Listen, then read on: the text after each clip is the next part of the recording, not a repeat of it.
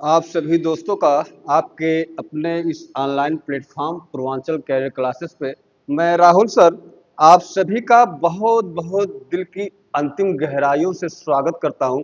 दोस्तों, जैसा कि आप जानते हैं कि पिछली कक्षा में हम लोगों ने यूपी टीजीटी पीजीटी कला विषय से संबंधित ये जो आपकी निःशुल्क कक्षाएं चल रही हैं, दो क्लास आपकी चलती है प्रतिदिन। एक सुबह 7 बजे, एक शाम को 7 बजे।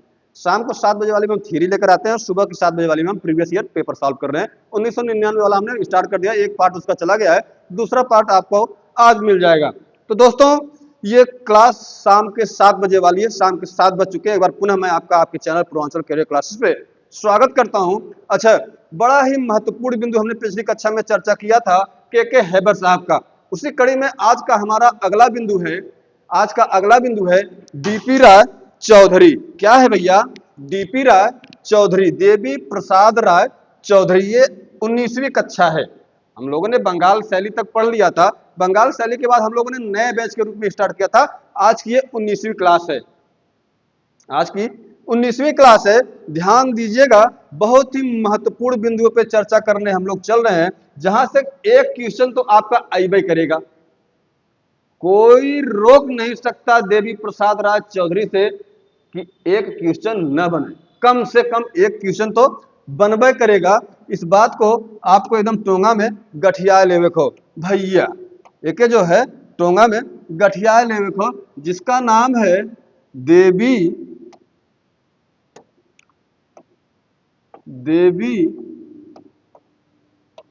प्रसाद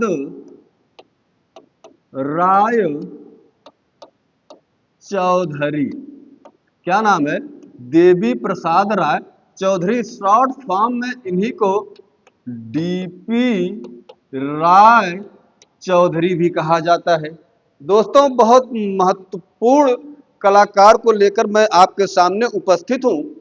आप लोग एकदम बहुत ही इत्मीनान से, बड़े ही तन्मयता से, बड़े ध्यान से स्क्रीन की तरफ, हमारी तरफ अपने ध्यान को आकृष्ट करिएगा, ताकि कोई भी एक सिंगल पॉइंट आपसे मिस न होने पाए।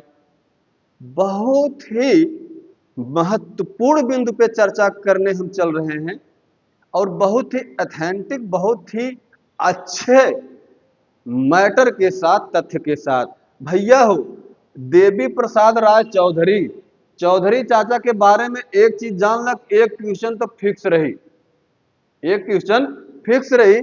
आवा आवा देखल जाए कि डीपी राय चौधरी के बारे में। सबसे पहले भाई हम जानेंगे कि डीपी राय चौधरी था कौन,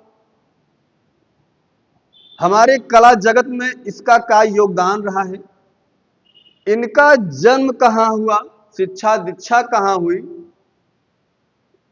इनका जन्म कहाँ हुआ, शिक्षा दीक्षा कहाँ हुई, कला के क्षेत्र में इनके क्या कारनामे रहे हैं, क्या योग्यताएं रही हैं, क्या महत्वपूर्ण कृतियां इनकी रही है, ये सारी बातें हम आज की कक्षा में जानने वाले हैं। तो बड़े ही इत्मीनान से आप लोग लाइक शेयर सब्सक्राइब करके एकदम कापी कलम लग बैठिया। तो ध्यान दीजिएगा, सर्वप्रथम हम बात कर लेते हैं इनके जन्म के बारे में। के जन्म के बारे में? देवी चाचा के, देवी प्रसाद राय चौधरी जी के बारे में। तो दोस्तों, इनका जन्म जो होता है वह 1899 ईस्वी में बांग्लादेश, कहां पर? बांग्लादेश, बांग्लादेश के अंतर्गत एक स्थान आता है ताजहट। क्या है? ताजहट। इसी ताजहट के समीप में एक कस्बा है रंगपुर। क्या नाम है? रंगपुर। यहीं पर इनका जन्म होता है। मृत्यु की अगर हम बात कर लें, किसके मृत्यु की? देवी प्रसाद राय चौधरी के। अगर हम मृत्यु की बात कर लें तो इनकी मृत्यु 15 अक्टूबर 1975, 1975, 15 अक्टूबर 1975 ईस्वी। कहां पर? कलकत्ता में। कहां पर? कलकत्ता में। इनकी शिक्षा दीक्षा कहां से होती है? इनकी शिक्षा दीक्षा अगर मैं बात कर लूं कि देवी प्रसाद राय चौधरी जी की शिक्षा कहां से हुई, तो इनकी शिक्षा दोस्तों यही कलकत्ता कला विद्यालय से हुई। कहाँ से? कलकत्ता कला विद्यालय से इनकी शिक्षा दीक्षा हुई। किसकी? डीपी राय चौधरी जी की। ये चीज जानते रहिएगा। इनके गुरु की बात कर ले, इनके बड़े ही प्यारे गुरु थे। अब चूंकि जब हम बंगाल शैली पढ़ा स्टार्ट किए थे, ईबी हैबल साहब को पढ़ रहे थे, ईबी हैबल साहब के एक बड़े ही प्रमुख सहयोगी थे जिसका नाम था अवनींद्र नाथ टैगोर, जिसे आप प्यार से अवनी बाबू भी कहते हो। उन्हीं के प्रमुख शिष्यों में से एक शिष्य ये भी थे। कौन? आपके देवी प्रसाद राय चौधरी जी। तो ध्यान दीजिएगा, थोड़ा सा मैं इसको ऊपर कर लेता हूं। या बस, चलिए हम बात कर लेते हैं इनके गुरु के बारे में। इनके गुरु थे एक तो अवनींद्र नाथ टैगोर, और एक गुरु और थे इनके सिमनोर बोर्ड एस। या अलग अलग पुस्तकों में आप देखेंगे इस बोर्ड एस को कहीं ना कहीं बायस के रूप में लिखा गया है, तो आपको कंफ्यूज होने की जरूरत नहीं है, दोनों बात एक ही है। तो इनका जन्म हो गया, जन्म के साथ साथ हमने शिक्षा दीक्षा देख ली। शिक्षा दीक्षा के साथ साथ इनके गुरु अवनींद्र नाथ टैगोर, जिसे आप प्यार से अवनी बाबू भी कहते हो। क्या कहते हो? अवनी बाबू भी कहते हो। ये बंगाल शैली, बंगाल स्कूल, बंगाल कलम के जो एक प्रकार से कहा जाए जन्मदाता के रूप में जाने जाते हैं। कौन? आपके अवनी बाबू। और अवनी बाबू के शिष्यों में से एक बड़े ही प्यारे शिष्य थे। कौन? यही आपके डीपी राय चौधरी जी। इन्हें डीपी राय चौधरी को छोटी सी बात यहीं पर नोट कर लीजिएगा डीपी राय चौधरी जी के बारे में। 1958 ईस्वी में भारत सरकार ने इन्हें पद्म विभूषण से सम्मानित किया था। किससे? पद्म विभूषण से सम्मानित करने का काम किया था। दोस्तों ध्यान दीजिएगा, इन्हें ये बहुत अच्छे शिल्पकार भी थे। कौन? आपके देवी प्रसाद राय चौधरी जी एक बड़े ही अच्छे शिल्पकार भी थे। शिल्पकार के रूप में इन्हें शिक्षा किससे मिली? इनके शिल्प गुरु कौन थे? शिल्पकला के रूप में इनके गुरु थे जिनका नाम था हिरण्यम राय चौधरी। जिनका क्या नाम था? हिरण्यम राय चौधरी। दोस्तों ध्यान दीजिएगा, इनके एक गुरु और थे मूर्तिकला के रूप में। कौन थे? मूर्तिकला के गुरु कौन थे इनके? मूर्ति बनाना किससे सीखा इन्होंने? तो मूर्तिकला के रूप में, हालांकि ये तो चित्रकार थे ही थे, लेकिन इन्हें ख्याति अगर मिली, इन्हें विश्व जगत में अगर किसी के रूप में ख्याति मिली तो वह इसी मूर्तिकार के रूप में इन्हें प्रसिद्धि मिली, ख्याति मिली। हालांकि अच्छे चित्रकार भी थे। इनकी योग्यताओं के बारे में आप जान जाएंगे, एकदम भौचक्कम पड़ियावा गाढ़म जीरा परिये भाई। मतलब एक आदमी इतना कैसे? एक दक्ष निशानेबाज थे, अच्छे नाविक थे, कुशल संगीतज्ञ थे, लेखक थे, साथ ही साथ ये अच्छे चित्रकार थे, निशानेबाज थे, एक अच्छे नाविक थे, संगीतज्ञ थे, साथ ही साथ ये एक बड़े ही प्यारे मूर्तिकार भी थे जिसके रूप में इन्हें प्रसिद्धि मिलती है। शिकारी भी थे, शिल्पकार भी थे, यानी तमाम प्रकार की योग्यताएं समेटे हुए यह एक व्यक्ति किसका चेला था? आपके अवनी बाबू का, जिसका नाम है देवी प्रसाद राय चौधरी। मूर्तिकला की शिक्षा दीक्षा इन्होंने रोदा और बोरदेले से लिया। किससे? रोदा और बोरदेले से लिया। यानी मूर्तिकला के रूप में डीपी राय चौधरी का कोई गुरु था जिसका नाम रोदा और बोरदेले था। ये बात याद रखिएगा दोस्तों। हालांकि इनका जन्म बांग्लादेश में होता है, आगे चलकर शिक्षा दीक्षा इनकी कलकत्ता कला विद्यालय से बंगाल में कलकत्ता में होती है। बावजूद इसके कि कलकत्ता कला विद्यालय में इनका शिक्षा दीक्षा हुआ, बावजूद इसके जब इन्होंने अपनी कला यात्रा प्रारंभ की, इन्होंने बंगाल स्कूल की जो पद्धति चली आ रही थी उससे हटकर अपनी एक निजी शैली को प्रचलन में लाने का काम किया, प्रचलित करने का काम किया। दोस्तों इनकी कला यात्रा जो है इनकी जो कला यात्रा प्रारंभ होती है वह पौराणिक विषयों से प्रारंभ होती है और वास्तु तकनीक के माध्यम से होती है। किसकी? यही आपके डीपी राय चौधरी जी की। दोस्तों, जिसी के कारण इसी के कारण इनकी गणना जो होती है, इनकी गिनती जो होती है वह मद्रास शैली के रूप में की जाती है। किसकी? यही डीपी राय चौधरी जी की। इनकी कला यात्रा आपने देखा, इन्होंने बाद में यथार्थवादी शैली के रूप में शबीहे बनाने का काम किया, व्यक्ति चित्र बनाने का काम किया, मजदूर वर्ग के संघर्ष पूर्ण जीवन को भी चित्रित करने का, व्यक्त करने का कार्य किया, जिसका सबसे बेहतरीन नमूना है श्रम की विजय। क्या है? श्रम की विजय। ये जो कांस की कृति है किसके द्वारा मूर्ति बनाई गई है? ये आपके डीपी राय चौधरी जी के द्वारा बनाई गई है श्रम की विजय। ये जो कलाकृति है कांस की कलाकृति श्रम की विजय किसके द्वारा बनाई गई? यही डीपी राय चौधरी जी के द्वारा बनाई गई। दोस्तों ध्यान रखिएगा, हालांकि ये बड़े ही साम्यवादी विचारधारा के थे। कौन? यही आपके डीपी चाचा बड़े ही साम्यवादी विचारधारा के थे, जिसके कारण निम्न वर्ग के संघर्षपूर्ण जीवन को व्यक्त करने का इन्होंने कार्य किया और उस वर्ग के लोगों ने इनकी कला को बड़ा सराहा, बहुत सराहना की। दोस्तों, उसी का बेहतरीन नमूना है श्रम की विजय। श्रम की विजय याद रखिएगा, डीपी राय चौधरी बहुत महत्वपूर्ण चीजें सीधा सीधा पूछता है। किसकी है? डीपी राय चौधरी जी की।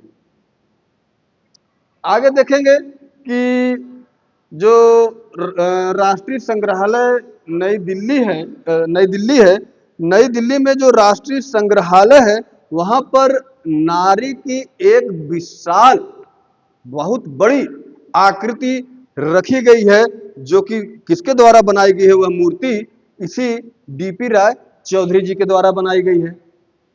यह भी बात आपको याद रखना है। इनके अन्य शिल्पों के बारे में, अन्य शिल्प मूर्तियों के बारे में अगर हम जानना चाहें तो हम कह सकते हैं कि जब शीत ऋतु आती है, बड़ी अच्छी कृति है किसकी? डीपी राय चौधरी की। जब शीत ऋतु आती है, सड़क बनाने वाले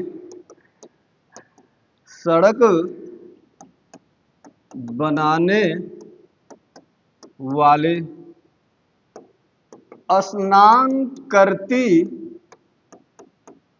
नारी, ये इनके कुछ महत्वपूर्ण मूर्ति शिल्प हैं, जिसके बारे में आपको बड़े ही ज्यादा नहीं, 3-4 बातें आपको याद रखनी है, क्योंकि क्वेश्चन आपने बताया कि यहाँ से क्वेश्चन बनते ही रहते हैं।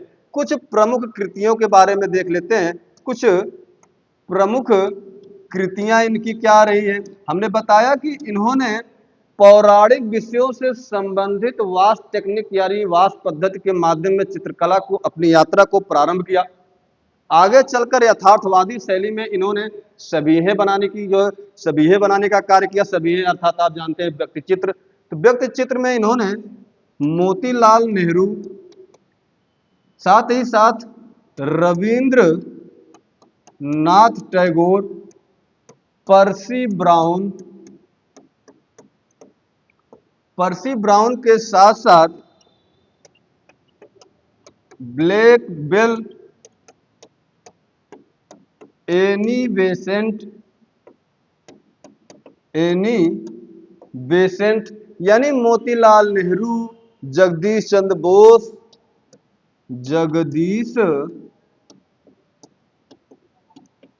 Bose, Motilal Nehru, Percy Brown, Black Bell, Annie Besant, OC Ganguly, क्या है? ओसी